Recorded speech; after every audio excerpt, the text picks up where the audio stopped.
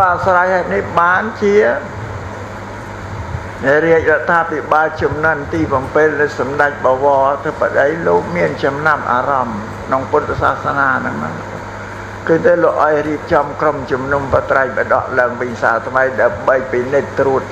ពិនិត្យក៏ប៉ុន្តែមានពាក្យបរម្បរាពីមនុស្សដែលយល់មើលមិនត្រូវនឹងថាគេលុបគេបំបត្តិបត្រៃដល់ណាទៅហ៊ានលុបបត្រៃបដកខ្មែរយើងសត្វតែប្រាជ្ញបណ្ឌិតទៅសេមករឿងមិនណាទៅកែបានទេបាទកែបានទេកិនគេថែរក្សានៅសាសនធម៌យ៉ាងដូចពីបុរាណមិញអ្នកដែលរៀបរៀងសភៅធ្វើឲ្យច្បាប់ផ្សេងរៀបរៀងហើយมันអាចផ្សាយបានទេតើតែប្រគិនទៅគណៈសង្ឃនាយកទាំងពីរទាំងធម្មយុត្តទាំងមហានិកាយលោកត្រៀបទៀងទៅឃើញតែត្រឹមត្រូវហើយបានទៅក្រសួងទៀតគេអនុញ្ញាតឲ្យយើងផ្សាយដល់ឥឡូវនឹងអត់ទេណាទៅសេសភៅអីគេចេះតែផ្សាយតែអត់មានអ្នកត្រួតពិនិត្យទៅប្រះចាកមេគាពុទ្ធសាសនាដល់ច្រើននេះអត់ប្រះចាកបានដល់បើ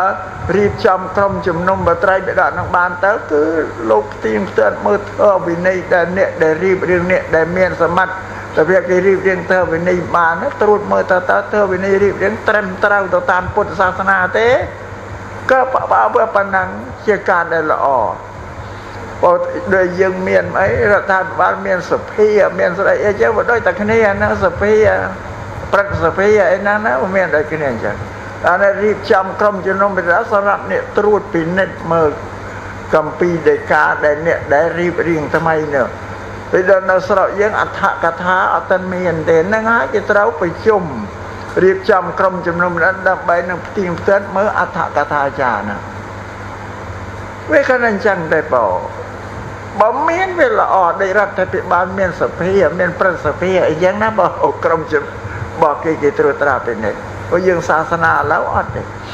គណៈមានគណៈសង្ឃនាយកមែនប៉ុន្តែมันមានចាត់ជាក្រុមទៅជាក្រុមជំនុំបត្រៃបិដកក្រុមជំនុំកពីនិកាវាមិនទៅមិនវាខ្វះ